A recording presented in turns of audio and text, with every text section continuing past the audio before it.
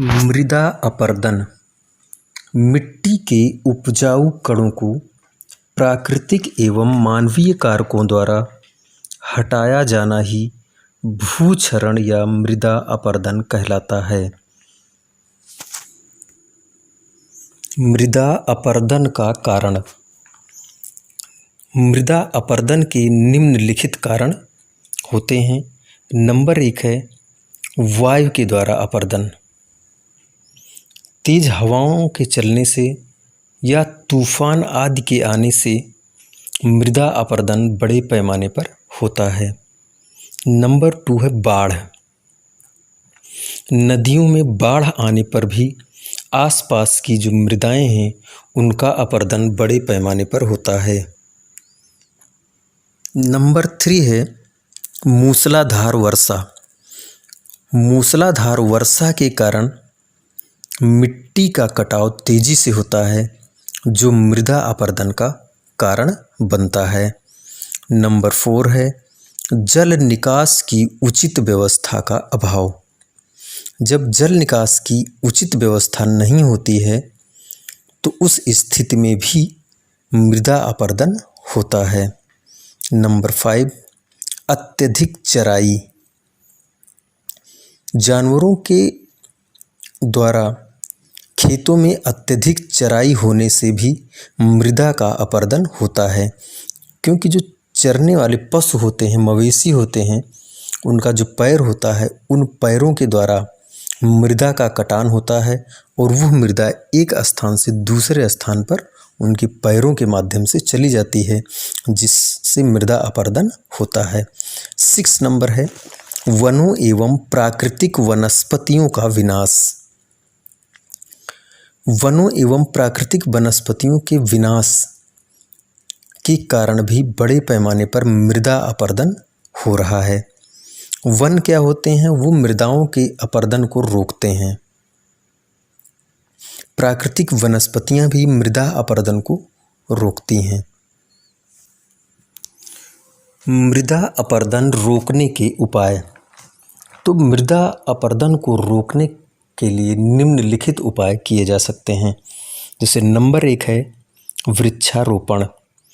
वृक्षों को लगा करके हम मृदा अपरदन को रोक सकते हैं। जैसे वृक्ष क्या करते हैं? वृक्ष जल की गति को नियंत्रित कर देते हैं, पानी के बहाव को रोकते हैं, और जब पानी का बहाव कम हो जाता है अर्थात पानी की जो गति है वो कम हो जाती है तो उससे अपरदन कम होता है।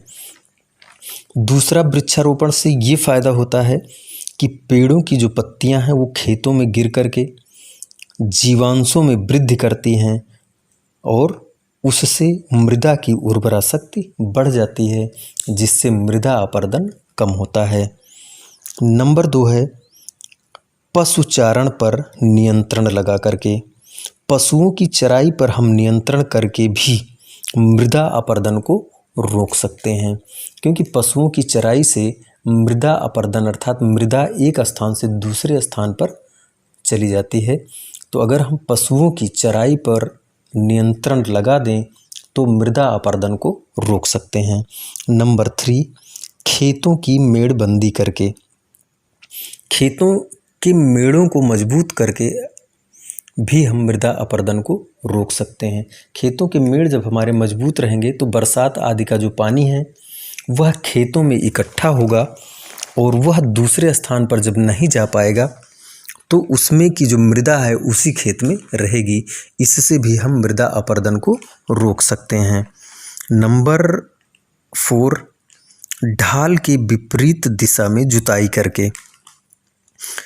किसी भी खेत को जिस तरफ को ढाल हो उसकी विपरीत दिशा में यदि हम जुताई करें तो मृदा अपरदन को रोका जा सकता है, उससे मृदा अपरदन कम होता है। नंबर 5 है नदियों पर बांध बनाकर। नदियों पर बांध बना करके भी हम मृदा अपरदन को रोक सकते हैं। जब नदियों पर बांध बना दिया जाता है तो जो नदी के जल की गति है वो कम हो जाती है, अर्थात उसको हम नियंत्रित कर लेते हैं। और जब नदियों के बहने की जो गति है यदि हम उसको कम कर देंगे तो उससे बाढ़ भी नहीं आएगी, और पानी का बहाव जब कम हो जाएगा तो उससे मृदा अपरदन कम होगा। नदियों पर बांध बना करके हम बाढ़ को रोक लेते हैं और उससे भू अपरदन रोक दिया जाता है, अर्थात उससे भू अपरदन या मृदा अपरदन रुक जाता है। नंबर 6, जल निकास की उचित व्यवस्था करके। बरसात में हम लोग देखते हैं कि जल के निकास की अगर उचित व्यवस्था नहीं होती है तो वहाँ पर मृदा अपरदन तेजी से होता है। यदि जल निकास की हम उचित व्यवस्था कर दें तो मृदा अपरदन को रोक सकते हैं। तो इस प्रकार से हम मृदा अपरदन को रोकने के निम्नलिखित तरीके, ये ऊपर लिखित तरीके अपना सकते हैं। पहाड़ी क्षेत्रों में मृदा अपरदन की रोकथाम, अर्थात पहाड़ी क्षेत्रों में हम मृदा अपरदन को किस प्रकार से रोकते हैं या वहाँ पर मृदा अपरदन ना हो इसके लिए क्या उपाय अपनाए जाएं। तो पहाड़ी क्षेत्रों में मृदा अपरदन की रोकथाम हेतु निम्नलिखित उपाय किए जा सकते हैं। जैसे नंबर 1, पहाड़ी ढालों पर वृक्षारोपण करके भी हम मृदा अपरदन को रोक सकते हैं। क्योंकि जो वृक्ष होते हैं वे मृदा अपरदन को रोकते हैं। नंबर 2, ढाल की विपरीत दिशा में जुताई करके। पहाड़ी वाले जो ढाल हैं यदि हम ढाल में ऊपर की तरफ अर्थात विपरीत दिशा में जुताई करें तो भी पहाड़ी ढालों पर मृदा अपरदन को रोका जा सकता है। नंबर 3 है सीढ़ीदार खेत बनाकर। पहाड़ी इलाकों में इसीलिए अधिकतर सीढ़ीदार खेत बनाए जाते हैं जिससे मृदा अपरदन को रोका जा सके। तो हम सीढ़ीदार खेत बना करके मृदा अपरदन को रोक सकते हैं। कहाँ पर? पहाड़ी इलाकों में।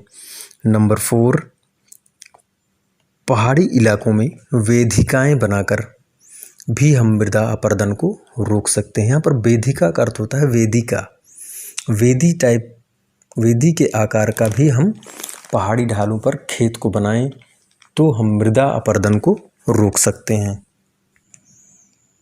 सभी छात्र सामाजिक विज्ञान की कॉपी पर इन प्रश्नों का उत्तर लिखेंगे और उन्हें याद भी करेंगे। क्वेश्चन नंबर 1 है, मृदा अपरदन किसे कहते हैं? क्वेश्चन नंबर 2 है, मृदा अपरदन के 6 कारण लिखिए। क्वेश्चन नंबर 3, मृदा अपरदन को रोकने के 6 उपाय लिखिए। क्वेश्चन नंबर 4 है, पहाड़ी ढालों पर मृदा अपरदन की रोकथाम हेतु किन्हीं 4 उपायों का उल्लेख कीजिए।